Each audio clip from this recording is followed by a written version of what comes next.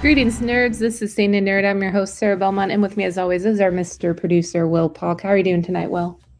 Doing very well, Sarah. Happy New Year. Okay, Happy New Year to you too. But you just said something that Yeah. now I have to mention it, even though it kind of feels like you wanted to get it out of the way during the pre-show. So you don't like it when I bring up a weather conversation to kick off the show? No. I was just saying, it's just, we have Stranger Things to talk about. I know you wanted to talk about like what you binged over the holidays. So I was like, we don't need to really talk about the weather this time. We don't need to talk about the weather, but I will preface the weather is the reason why. Well, I don't know if it's the reason why, but I will say the rumors are true. It was freezing cold, 50 below zero, 40 to 50 below zero for multiple days in a row. We are still kind of in a cold snap. It warmed up 20 degrees, meaning negative 20 today. That's warm, guys. Trust me. The moment you feel 40 and then you go to, or negative 40 and then you go to negative 20, all of a sudden negative 20 feels like, oh, there's the sun. Yeah. Where have you been? Well, it is night and day. However, what I do despise is the freaking snow that started. But anyways, because Will doesn't want me to talk about the weather for too long, I will say, though, just before I go off this tangent, I just want to point out one thing.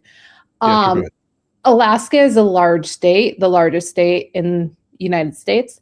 Yep. And Juneau, while we're dealing with a negative 50 here in the interior, Juneau was dealing with snow again, because they got, like, I'm talking 50 inches. Oh my God. I've seen footage. Wow. And are you sure it's not AI? No. It's because like my friends, and I know I've lived in Juneau for 7 years, so I understand their snowfall. I am thanking the Lord that I am up here and we're just dealing with the bitter cold, because down there with that snow and with the power outages that come. Right. It's just that would have sucked for 2 weeks, because it was snowing all 2 weeks and it's still snowing. But like I said, we're not going to spend the entirety of this episode talking about that. Instead, the weather allowed me to really, really knock out some shows. Okay, knock out some shows that were kind of unexpected. And the first one I want to talk about is Heated Rivalry. So are you going to should we do a spoiler alert or not? Because I haven't watched like Heated Rivalry yet, and I do want to watch that. I've heard a lot of great things about it, but I was like dealing with my own heated rivalries as far as like my Panthers trying to make it into the playoffs, which they did, but I don't think that's the pun you want to use. I know. It's all about hockey and all that. I know the basic premise. No, it's not about hockey at all. I mean, it's not. Will, let me talk about the show that I watched. I will shut up and let you go. Okay. We're back. You know me. I know you didn't watch it. You would have told me. So I don't do spoilers. I try not to. I also don't know if this is a show for you. I've seen the premise and stuff, and it was on my list to catch over the holidays. It's not about the premise. It's not about the premise, guys. It's not about the premise. It's not. Okay, I just want to say, I don't watch BLs. I know about them, especially those that exist outside of Western culture.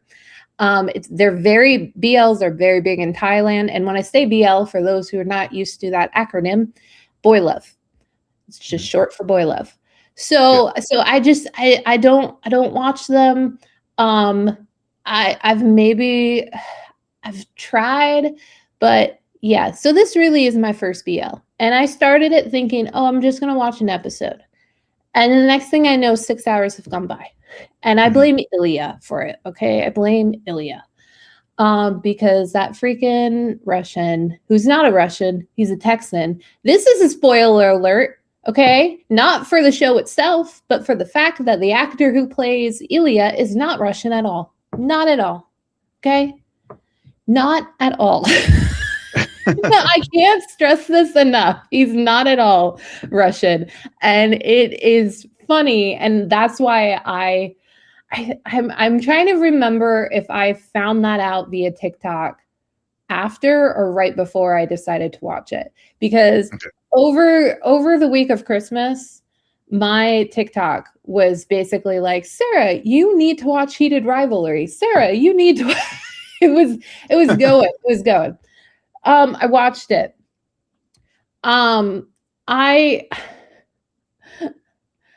It's not about the premise, Will, but why? Let's just say, wow, they took some pages from, I don't know, a little show we know as The Boys. I'll just say that in terms of, wow, okay, so we're still here, and okay, wow, we are still here. But besides that, I was thinking about it, and why I really appreciate this show is the chemistry is real. Well, and I say that not saying like the actors are clearly in love with each other. No, I say like it's just palpable. And I was telling my mom about this, knowing she would never watch the show. And I was like, I think why I stuck with it was because it really reminded me of a little show that I've brought up time and time again called One Day. And why it reminded me of that is because you're talking about two characters who just every episode's a new day. I'm not saying it's the same thing that happens here, no, but there are time jumps. Okay. And if you're going to watch the show, do not be distracted during specifically the first episode, because the number of time jumps that occur within the span of the 40 minutes, it's absurd. To the point where I should have, but then new things came to mind and I started watching other stuff that I haven't gotten around to. So I never circled back, and plus I feel like I've watched every Ilya and Shane TikTok edit there is. So I basically have rewatched the show or all the best scenes. So it's just, it is very low budget. That's another thing that's kind of jarring. You can tell this is a Canadian show. No offense, guys, but I have watched other Canadian shows and you can tell. Heck, I watch K-dramas. You can tell there's a budgetary difference here.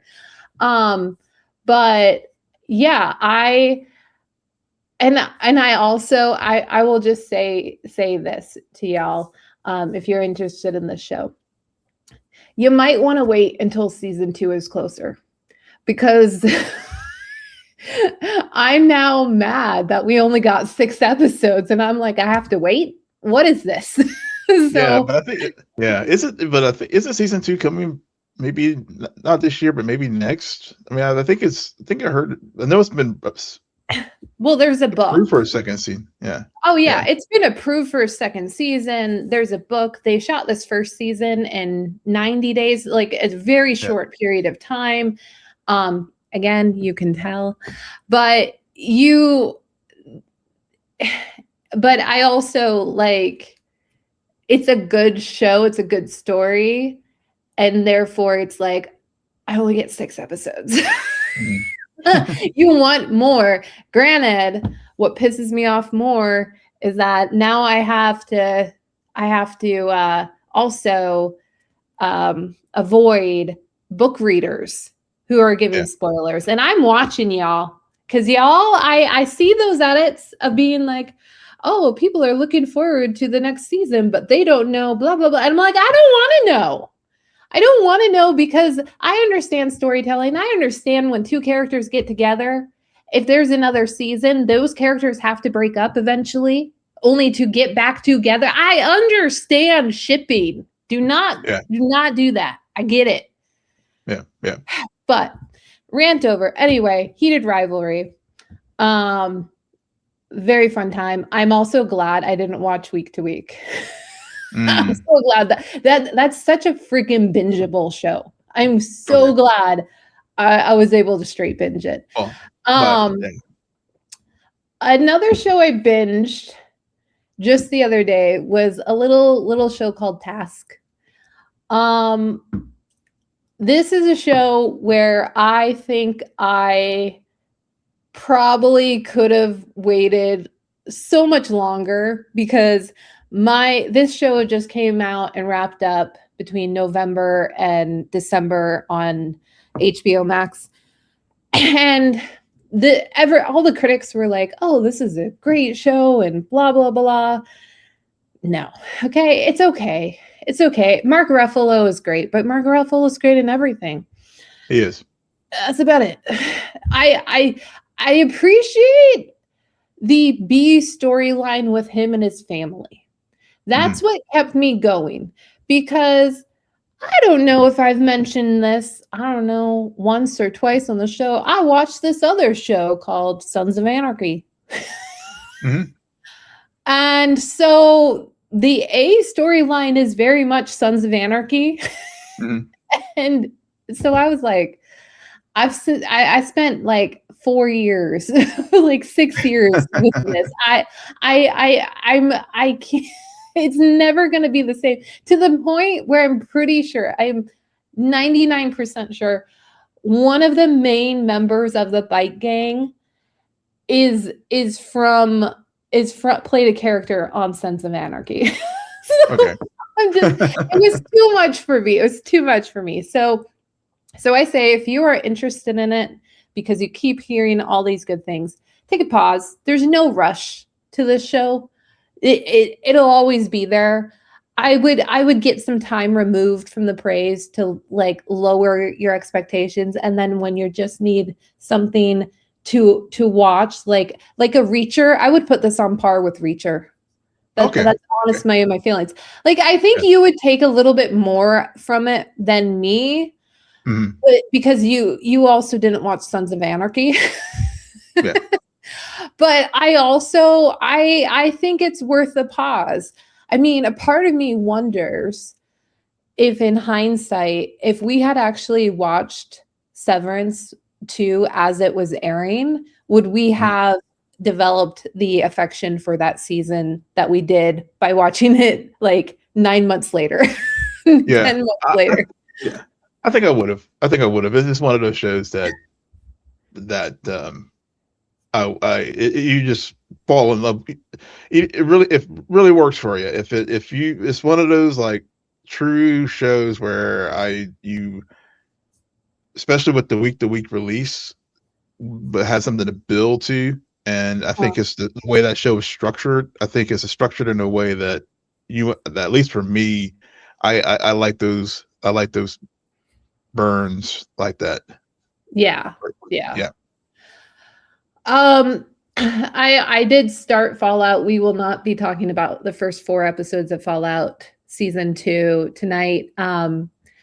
But we will be talking about those 4 episodes next week. Mainly because the 4th episode doesn't come out until Wednesday.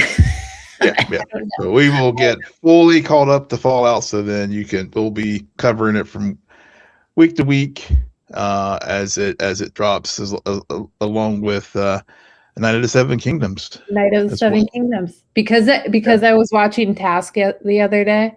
I kept seeing the preview for Night of Seven, and I like immediately mute. I don't want to hear anything. I already know they're short episodes and all of this, but we have, Will's already put out kind of a calendar of what's coming, guys. We're going to be fed. Besides that, I have my own internal calendar, Will, of things that are coming for me, because I also started, because I caved last night and I bought I renewed my subscription for Paramount Plus. Mainly because I realize the third season of School Spirit starts at the end of this month. But Okay. Yeah. I'm double motivated to start it now because Landman season 2, which I know started back in November. Yep. So I've watched the first 2 episodes of that. Yeah. So cool. Yeah. Also for me this month, I have Star Trek, the new Star Trek show, Starfleet Academy, season 1 will be dropping its first 2 episodes on the 15th. So I'll be talking about those on the Star Trek show that we do here on the channel, Blur Trek. So still trying to figure out how I'm gonna do the reviews. If it's gonna be more of just but I try not to. I'm trying to avoid just the play-by-play, right.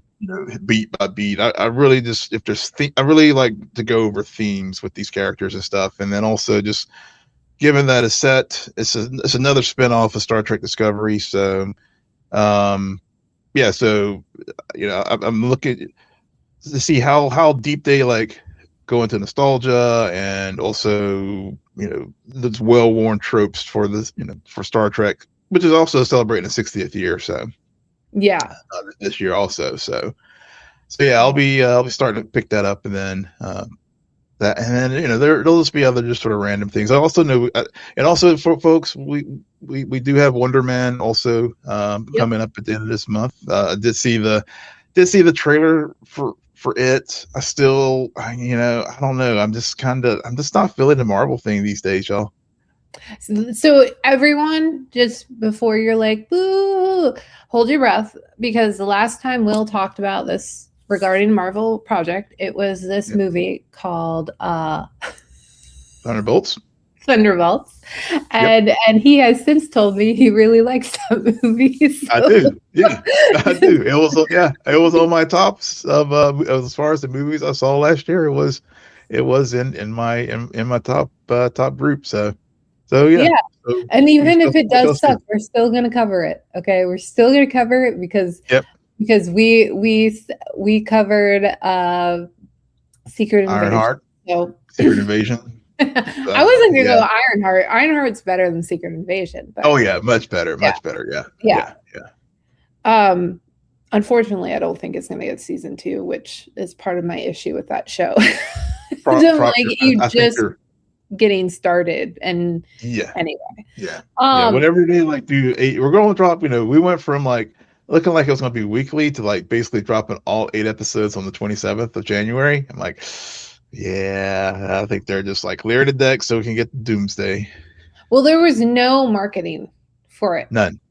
Yeah, and that was a sign. And then later they're like, yeah, maybe we should drop all episodes at once. And I'm like, okay, so they did that. You have no faith in this project for some weird reason. No faith. Yeah. I wonder if it's going to be what was that show they did that Echo in January where they did that also that big just drop. Yeah. Speaking about Doomsday, how are you liking the marketing? I like how everybody's stealing the marketing. So I guess it's working. Yeah, it's this weird thing where, as someone who complains about how long and how much trailers give away, I'm not mad at this at all. I have no idea. Because in my part of my head is I think I wouldn't be surprised if these scenes are just shot for the marketing. They're not actually in the movie. The characters are going to be in the movie, but the scenes themselves, I don't think are going to be, at least the first 2 that we've received. I don't think those are scenes from the movie. So it's, and to your point, it's very memeable, and it definitely is a different way. I also appreciate just the creativity, because nobody has ever done marketed a film like this before.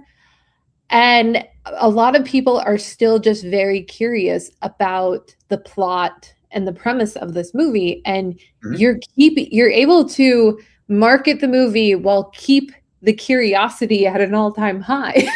Yeah, exactly. Exactly. So I think I haven't seen the ones with the X-Men yet, but but the well, there's rumors that they're saving that for the Super Bowl. Yeah, yeah. Yeah. So It you was like well, but again, yeah, but we have. that's.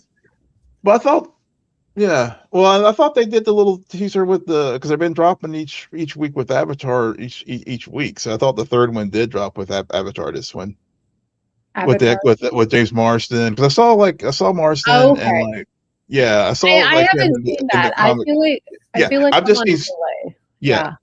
yeah I've only seen still I just saw a still photo like as I was scrolling on like Instagram or something like that, but I Okay. haven't seen it. I haven't seen like the full one like I have with Cap and with Thor, which I really like the Thor one because they're really Yeah. getting yeah because even Chris Hemsworth is talking about um how goofy Thor had gotten, especially after Taika had taken over the character and stuff. So I really I like the Thor one a lot. So I liked it better than the Captain one actually. I agree. I agree with Yeah, that. yeah. Um, all right. Well,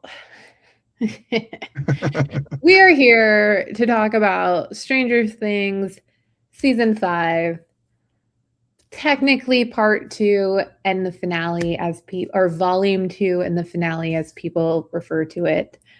Um, Will, where do you want to start? Like, because I have some thoughts, but they're very general and they're not a Yeah, lot of specific things.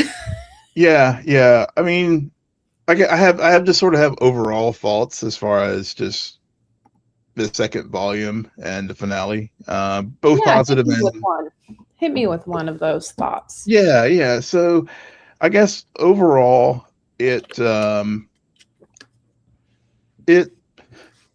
this last volume and the finale to me and this is not an original thought. I think many folks have said this, but it is truly how I felt when I was watching the volume 2 in particular. It's like the best and worst of Stranger Things, um in the sense that for me, especially the volume 2, the best parts of it were even though things were very repetitive as far as some of the beats. It's just like fill in character A and B, and basically going to do the same emotional speech or you know truth telling moment or whatever you want to call it. But the whenever those episodes ended, they always end with they have great endings to these episodes where they just like things happen and it just gets you get your blood pumping and get you revved up, and then it cut, and then the thing happens, and then they cut to it's like cut to black, and then it's like, oh gosh, I got to like watch the next episode. So those, so I think from the emotional beats when they do land, as long as they don't like go to, which is one of my negative points, belabor things, um, with a lot of these characters. I thought those were the aspects of the show that worked well. But it definitely overall I thought is. I think we said this with volume 1. It's like about 2 years too late as far as the show, as far as ending. And they had and whenever you have a show like this where you've built up so much, so much has been built up around it that there's this and such expectations and the theory spirals and people's head canons and stuff. The Duffers had a very hard task of being able to wrap this up and in a way that would there was no way they were going to be able to satisfy everyone.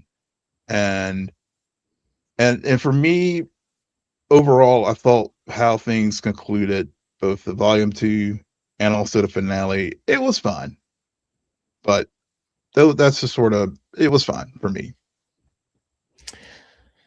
Yeah, I think to go back to your first thought about the conversations that were had in some of the earlier episodes of volume 2, it just made me reflect on our conversation about volume 1 in the sense that when the Duffer Brothers really soar when they finally allow their characters to actually say what is genuinely on their mind. Like in volume 2, we finally get a freaking honest conversation between Jonathan and Nancy. And it's like, dear Lord, thank you, because I'm actually entertained by this. And you finally are saying these things and being honest about it. And yeah, we all knew they were never going to end up together. But I thought it was a cute and fun moment. Made sense. Same thing with Dustin and Steve. That their moment, their argument, and their coming to terms with grief and growing up. Yeah. But here's the thing. But whether we talk about volume 2, whether we talk about the show as a whole, whether we talk about the finale, for me, because I know a lot of people love this show, love this finale. They understand the differences or the negatives but they also have a different affinity for this world. But for me, I feel like if I'm really honest to my relationship with this show, it's just popcorn entertainment. Therefore, they're just moments. Yeah. This show as a whole is not good to me. This show as a whole, the story as a whole, is not excellent storytelling. There are a lot of issues I have with it. But there are, every now and then we get those 2 dialogue scenes, and I'm like, this is why I enjoy this show. Only to then, and I'm gonna go there. Only to then finally have the moment we've all been waiting for, the Will's coming out moment. How do you screw that up? It is between and just when you think that's the most memeable scene from this season, if not the entire show, then you have the I believe at the very end. We'll get there. But the Will, there was so much. Arguably, and here's how I think they screwed it up. They screwed it up because they tied it to Vecna. Yes. 100%. There was no need for that. Nope. By doing that, it made it so cringe, and it did not make that very human, very personal, very like moment that we've all been waiting for of truth to yourself. Honestly, also another thing that I thought was very noticeable is when they're all going around and being like, me too, me too, me too. Yeah. There are characters who don't say that. Yeah. And so this again is why I don't how they diluted this scene in this moment that we've all been anticipating, is because the only arguably 2 or 3 people who he needed to say that to, he did not need to say that to everyone. He really didn't. He needed to say that to Mike. He needed to say that to his mom and maybe Jonathan. And I just say maybe Jonathan because when was the last time we've really seen Will and Jonathan interact? Yeah, it's been a long time. I mean, maybe, I mean, maybe when they were in California. I mean, as far as meaningful interactions. Yeah, they haven't. That's the other thing. I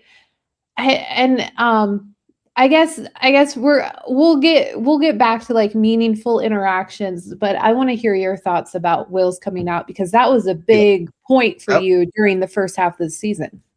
Yeah, that I was disappointed. In that scene.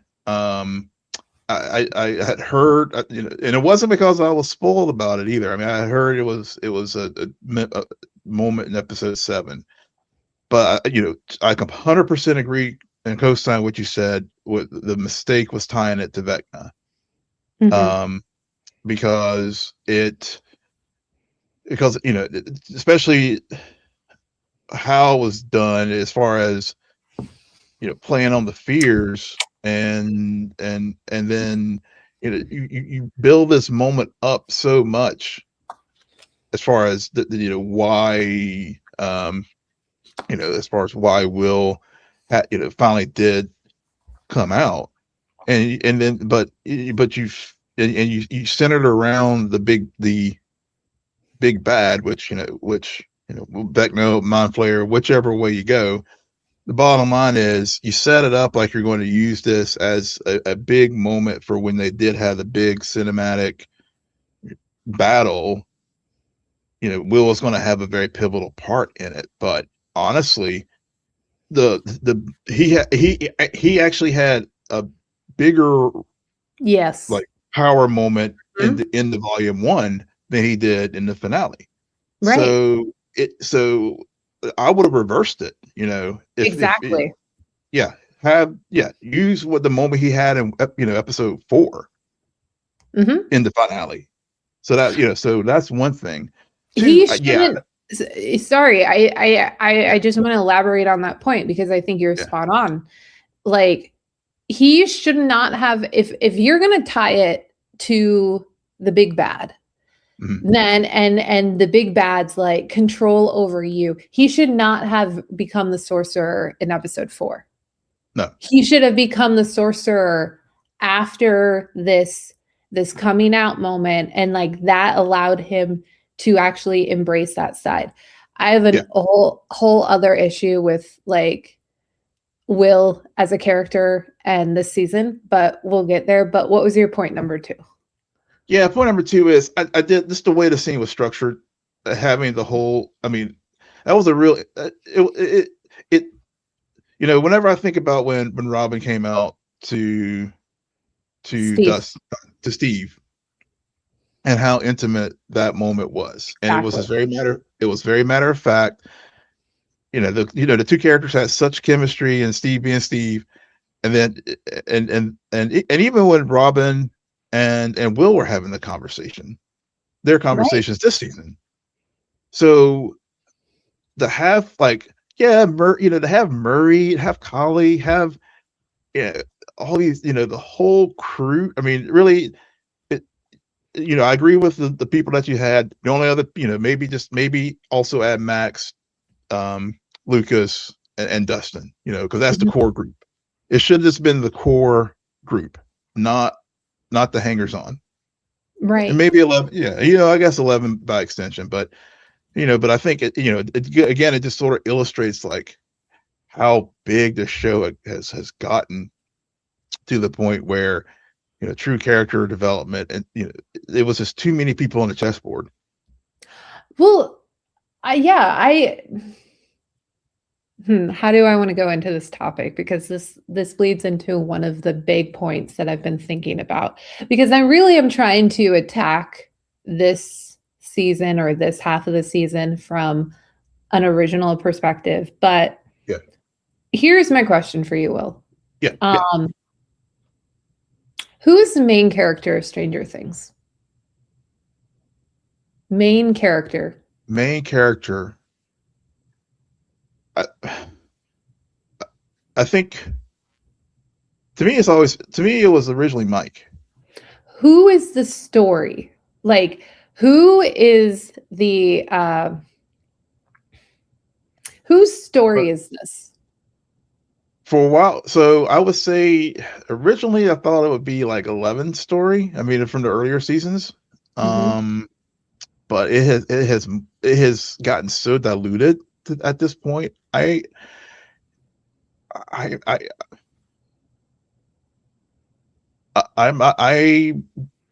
don't know if it still is her show or her story. So Yeah. so again, I have not rewatched any of the earlier seasons. But I do remember how specifically I felt about 11 in Mhm. the first season. Yeah.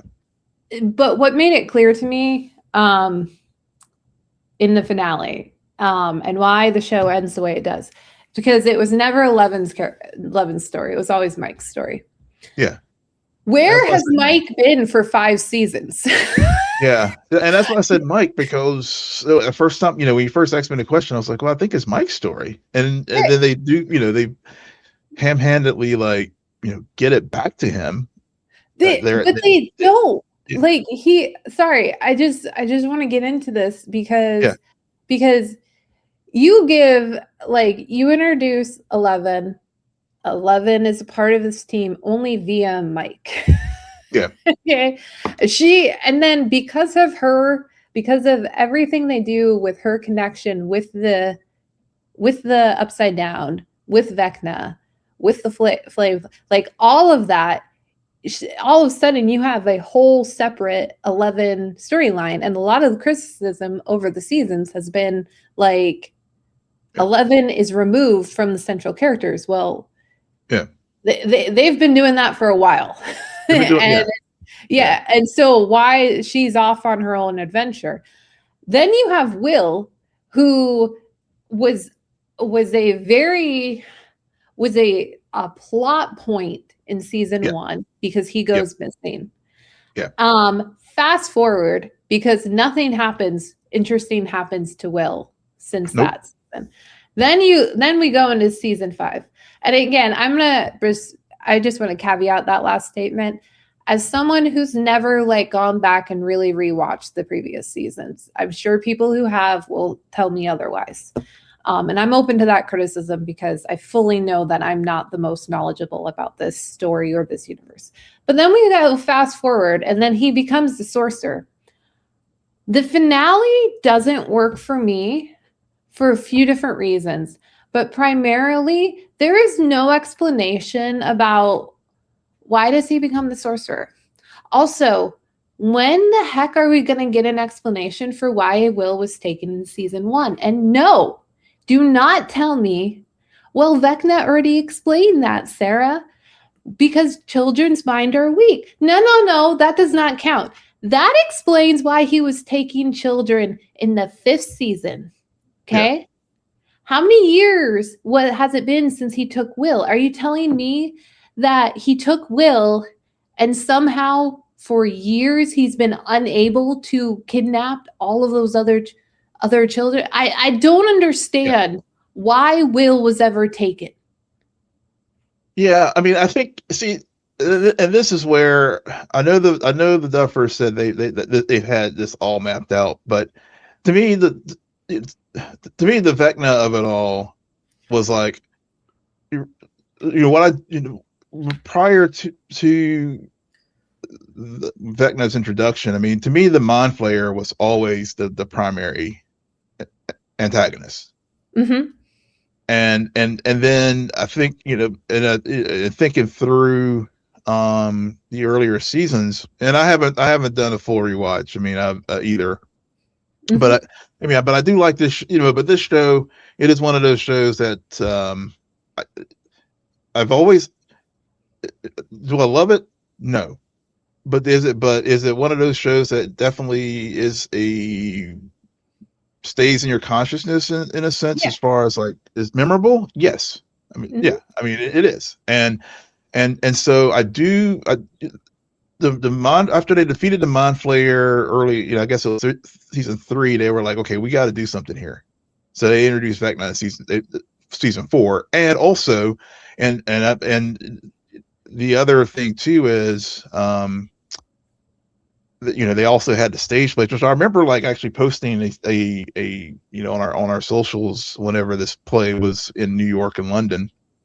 And I think, is, how you remember you would joke with me about when we were talking about Star Wars and and Star Wars having the reference books, for things that mm-hmm. that try to explain things that happen in universe as far as mm-hmm. what we see on the screen.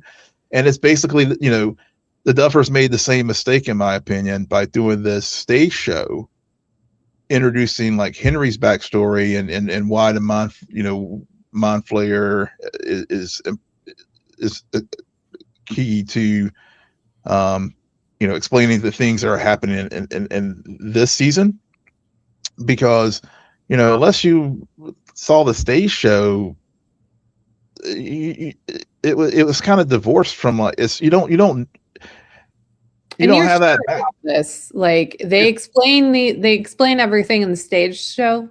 they explain some of the Henry's backstory in the stage show to like help. Okay. Do they Yeah, explain why and how Will becomes a sorcerer? no, but they Okay. don't. Well, no, the stage show is completely independent. It's like a prequel. Okay. Okay. Yeah, yeah, Do okay. Well, but yeah, because but because for a moment I was just like, are you kidding me? Like they basically did Will's story out of the actual show itself. Wow. yeah, but That's but rude. I bring all that up to the point that thinking back thinking back to volume 1 of season 5, it feels like they were doing like a retcon at the beginning, Yeah. uh to explain why Vecna and the Mind Flayer selected him on November 6, 1984. But To then why? Why in 1984? Well, because that was the other thing too. So in the stage show on November 6th in 1959 or whatever, Okay. that was the date that Henry, I guess, encountered a guy in the cave. Okay, that's great. So why Yeah, select Will? I, Will just happened to be the unfortunate kid that was Has it selected. Yeah, but no I don't well think. Yeah, I see don't. I'm trying to yeah, remember. I I'm trying to remember if there's anything. I don't know if it was ever addressed in universe. And maybe, and listeners, if we're blanking, and just drop in the comments or on social, let us know what we're missing here. I don't remember, I will or I don't die. know if it's ever I been. will I will die on this hill. It has not been mentioned. Yeah, I swear. And yeah, if you then tell me it was mentioned in this book or this whatever, that's not no no no review. no. Yeah, We're yeah, I'm looking at this straight from the TV seasons itself. yeah, yeah. You are telling a story that for the past 10 years has lived in pop culture, okay? And you're not going to explain the real and by explain, I don't want any of these bullshit answers.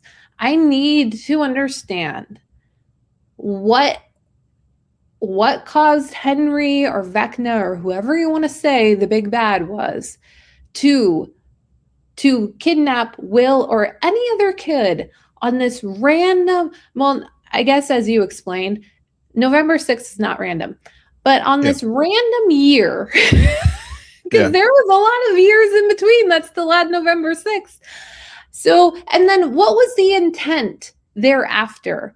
Like, I feel like there was like, we are supposed to believe that what happens in season 5 with the kids and with the vanishing of Holly Wheeler was originally supposed to happen way back when Will was taken. But somehow that plan got diverged. But Mhm. see, there nobody ever explains why or how that got diverged because I mean, kids started going really quickly afterwards. So I don't know, between that and the military presence. Yeah. Yeah. Which Yeah. is a big thing that a lot of people have talked about. Yeah. Well, I think the last point on Will, I don't. So I think, and I just while we were talking, I just just did a quick search. I mean, basically, it essentially comes down to Will was basically at the wrong place at the wrong time. When he was initially abducted and Well, taken as a apparently pig. he wasn't because he becomes a sorcerer in the 5th season. Yeah, yeah, So, yeah, this is maybe this is kind of the plot holes, and also it is kind of retcon things because to your earlier discussion when we were about who was the central character, they realized. I mean, I think we even said it tonight. I mean, Will really wasn't much of a other than he was a MacGuffin in those early yeah, seasons. I don't even think he's a central character. He's a plot device. Yeah, yeah, Like we need somebody else to have powers. Well, the only other person who's been in contact with Will Henry or whatever you want to say is or Henry and Vecna is Will. So we're gonna do this thing where he's a sorcerer. They also, I'm sorry, you really got to get me off this point. But the sorcerer thing has become so diluted for me because in the end, there's no explanation as, okay, so why and how does he become the sorcerer? Is it so it's through something that Vecna does to him and gives him. But you would think that Vecna would know the consequence of doing that to Will and allowing him to live. So it seems weird that he's instilled this power because I guess the intention was for him to spy. It doesn't make sense to me. Like, the more I think about it, the more it just does not. It's so thin, and there's still a lack of explanation. I'm just like, I don't know. I think at the end of the day, I think it was a very thin plot point to begin with, and I honestly think it just kind of I think we're diving it into it way too deep than what the Duffers intended for viewers to do. This is sort of like, okay, take our word, take what you see on the screen as loose as ambiguous and not fully fleshed out as it should be. That basically Will's at the wrong place at the wrong time. Later we get retcon to realize that Vecna saw that he was very weak. And again, going back to our discussion about him and his homosexuality, again, this is a problem with what we saw in season 5 is, they try to make it like, the fear and all that kind of stuff overtakes Will, and then we don't get real good resolution to it as far as like you make it like this is going to be a big point, but then they don't. Well, they do in episode 4, but it should have made him, really become the full powerful sorcerer in episode 7 or 8, and it's just very poorly constructed at the end of the day. Okay, so just to close that point up, that's fine. That's a great summary of everything we just discussed. Except nothing. It's still I don't think So I guess at the end of the day, the real question is, do you think Elle is alive or dead? I've been going back and forth on this. I think given the way they have structured this show, and that's the other thing that really bothered me. Short answer is, yeah, she's alive. And what about you? And then we can go into discussions as far as why we think about our respective thoughts on the matter. So I was talking to my brother who has watched. By the time he texted me to see if I'd watched the finale, he'd already rewatched it like twice. Okay. So he's rewatched all the seasons multiple times, knows way a lot more than mine, and he couldn't even explain the mic thing to me. and he like kind of was like, yeah, you kind of, I see your point, and I'm like, that's great, but it didn't take away any of his enjoyment of the show itself, or which I think is important, because I say all my criticism with the asterisk that I am not a person who leans into this genre. And so why I preface my thoughts about is Elle alive or dead with that is because, to me, coming after I finished watching the finale, I was like, oh, she's alive. Mm-hmm. I was like, okay, that's one way to kill her and then not kill her at all. Yep. Then I started talking to my brother about it, and also I don't like that whole idea either, but that's a whole other point. But when I was talking to my brother about it, he was bringing up all of the theories, and I was like, oh, so we're actually supposed to believe that there is a possibility that she did die. Like, I thought we was pretty straightforward. Like, why the heck would you include that? And then I was listening to something before we got on tonight, again by people who dearly love this show. And I do, if I set aside some of my opinions about this ending, I do think this is the most honest thing you could do with a show that really is a D&D game. Yeah. So that being said, they could have executed this so much better. And why I say that is because this is why, again, goes back to that question I raised to you. Who's the main character of this story? And this is my one of my big issues with the finale itself. This should have never been Mike's story.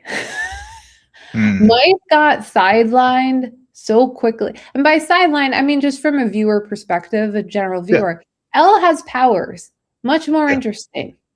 And then there's also this lovely relationship with Hopper and Elle. So here's what pisses me off. Is there's a whole scene with Hopper on a bench with Mike on a bench talking about acceptance. At what point was Mike gonna come up with this, like, I saw the cameras, I pieced it together. Also, it took him 18 months to do this, by the way. It took him 18 months, we're led to believe, that to finally have this realization, oh, there's a chance she's still alive.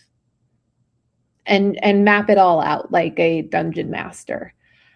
And so it took him 18 months, but he doesn't tell Hopper. Also, this plan is never communicated with Hopper. Like, I, again, watched the finale and fully was like, oh, she's still alive. Which, okay, it's okay from a D&D perspective and all of that. But why the fuck didn't we get a resolution with Hopper and Elle then? There were so many scenes this season about, like, Hopper not wanting to give up on Elle. And then if Elle figured out a way to live, but not put the people she loves in danger, she had to have. And my brother was trying to convince me, like, oh, Hopper totally knew. And I'm like, well, see, I'm glad you put that. That's the one angle I haven't heard people talk about, the Hopper. Because everybody's been focusing on the, all the theories have been focusing on, Mike, how Mike pieced it together, and that's, to me, it was sort of like for me, it was like he literally did figure it out that moment there at the graduation, whenever with the speakers and stuff. To me, that's for me, watching it real time before I even got into all the theory spirals and all that kind of stuff. That him figuring, piecing it together there at graduation, and then relaying it to his friends. I looked at it like, okay, that whether or not he knew that Kali was alive or not in the Upside Down to do the projection or not, in universe with all the factors, it made sense. It makes sense, right, if you choose for her to be alive, right? Also, but thematically, to your point about Hopper, why I'm okay if they don't. I think they had their moment of letting go there in the Upside Down when she did the Mario thing as far as jumping up to the abyss.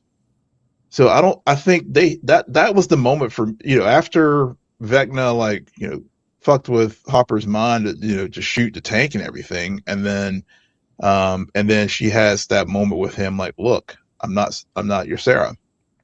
And right. You need to let me. So to me, that was to me where it's like, I would have been pissed if they had done some kind of thing after the fact between Hopper and Elle. I'm still pissed. Um, you brought up something. Okay, are we told? Is there a scene at all this season that explains to Mike about that equipment and what it does to Elle and her powers? Oh yeah, I mean they all yeah. I mean it's yeah because it happened in the volume 1 whenever they were having the big fight there with the army.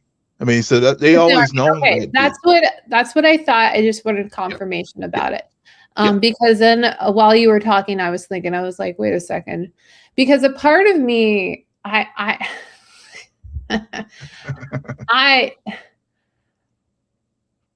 one of the reasons why this show worked for me and I stood on it was because of the relationship between Hopper and Elle.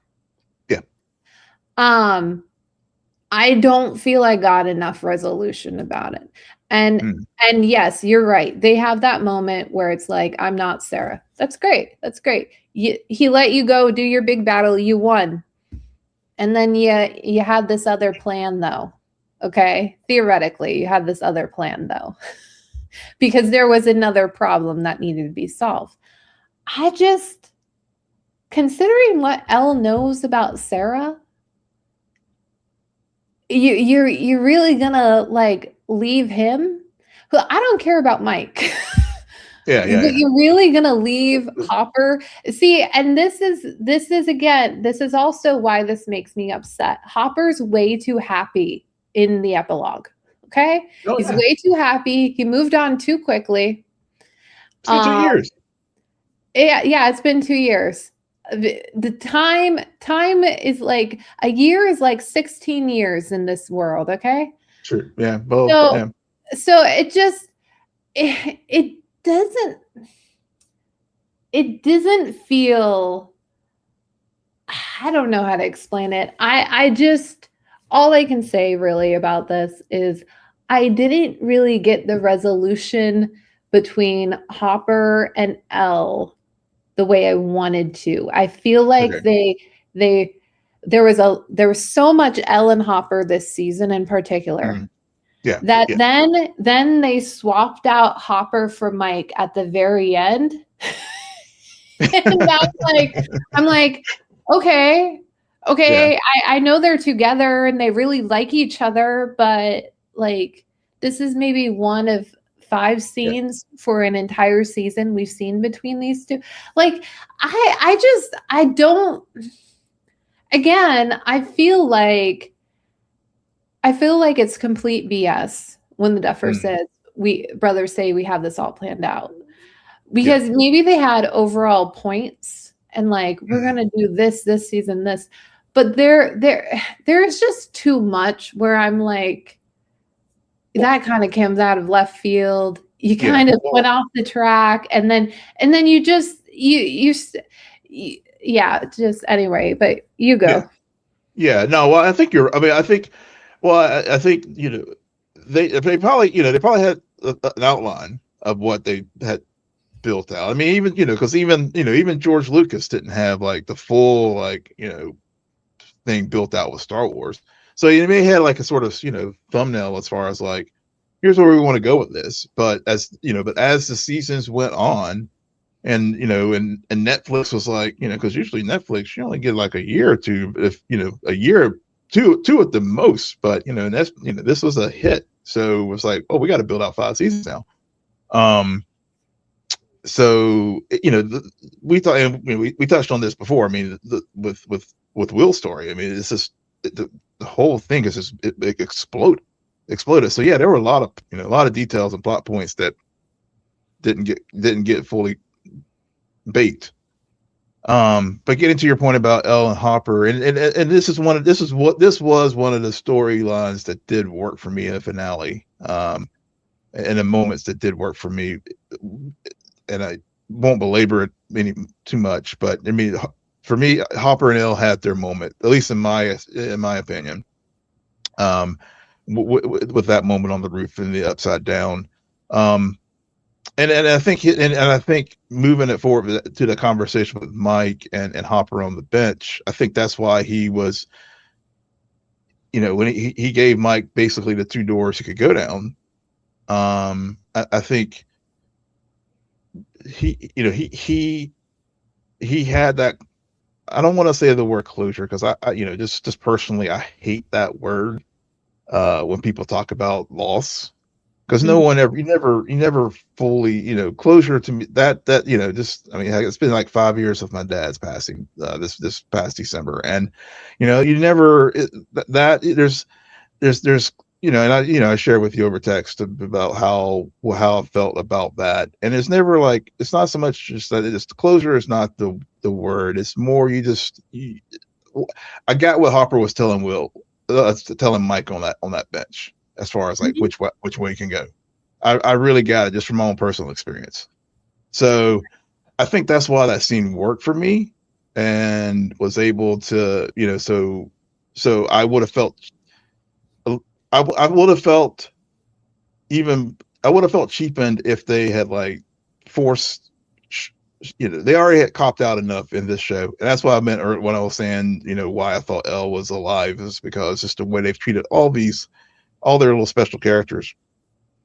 No one's no they have put so much plot armor on these folks, and the plot armor for Elle was no, she can't have her happy ever after with the gang, but she can finally get some peace by going, finally going off into this land that she and Mike had talked about this place, and it was for folks who think that Elle survived. This was giving us a vehicle of a happy ending, and then for Were Mike, it was there easy. Yeah. were there 3 waterfalls or 2? Um, Because I I could have think there sworn there were 3. I think there were three. Yeah. That was Yeah, the other thing that bothered me, yeah, not the fact that there yeah, were 3 waterfalls, but I was also like, so we're supposed to believe a girl who is maybe 18, maybe has spent 2 days in school, has no money, no job, but these powers too, but also needs food and energy. She made it like arguably outside of the United States yeah. So this is all on her again, own. logic doesn't. This is the place where like Yeah. we had the big mind flayer fight that I know. realistically, I know, yeah. So but logic, you gotta like, yeah, you gotta, yeah. I mean, no, I won't. Yeah, yeah, yeah, you do have to suspend disbelief, but and when things are written well, I do. yeah, But when there are clear, yeah, logical, like, I mean, yeah, speaking about like the choices and what to believe, it's like, well, yeah, but I kind of want to look at this like logically because again, the only reason why somebody would start to think that is because suddenly you've brought up the possibility that this other thing happened. yeah, It's like, oh, okay. So then I have to think that through because you're not going to show me yeah, all of the ins and outs of that. Just yeah, like you're not going to show me um and this is going to be my last point because I'm kind of tired about talking about it. I'm so negative. Um, and I've brought this up in other things, specifically with fight sequences and large action sequences, yeah, space, like time and space of characters.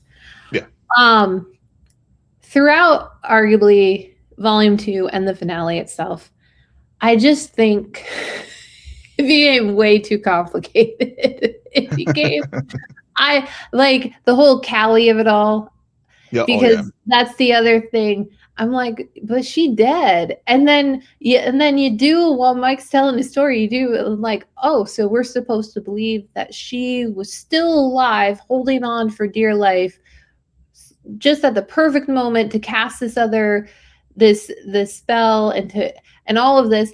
It makes logical sense. I understand that, but it does require some point of like, okay, so you're never gonna really explain like where she is because you want that potential path to be available for yeah, Elle. Yeah. Did that. Um, Get that. but Yeah. it's just between we're in Henry's mind, we're fighting Vecna, we're fighting Mindflay. It just became all noise to me, Yeah. and Yeah. I don't. I guess my overall point is I'm not saying you have to kill a character for stakes, because that's not what a stake is.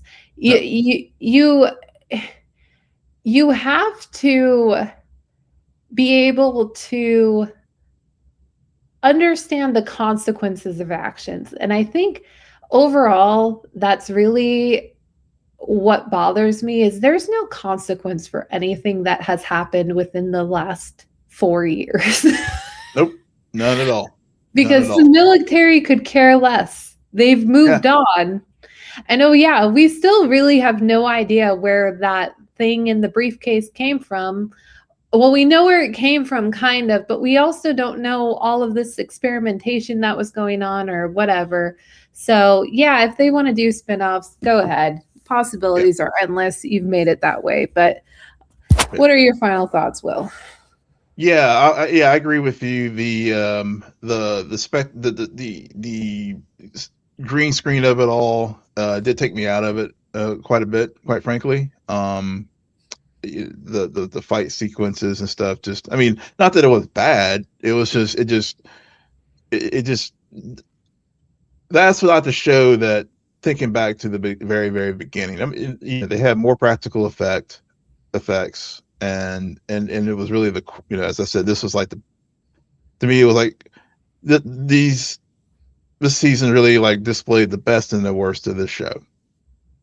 Yeah. With the emotional moments, when they land, yeah, there were some definite moments where I was just like, yeah, man, that I didn't cry or anything, but yeah, that moment hit and it worked. But then there were moments like the big battle with the mind flayer that I was just like, I just checked out, and I was just like, okay, Nancy's looking like Rambo there. I guess that's why they had her hair looking all that way this year. um, and it just kind of like, but the last little bit with the epilogue, with this characters, with the four older characters, Jonathan, Nancy, Robin, and Steve on the roof. I mean, that scene worked because, again, I think where the show succeeded and why the nostalgia, especially for a Gen Xer like me, Mm-hmm. um, where it worked, and why so many of my peers really get into this show and got into it. And even now, I was just like, looking at people I went to high school with on Facebook and stuff, and their reactions to this, and people I work with who are Gen Xers.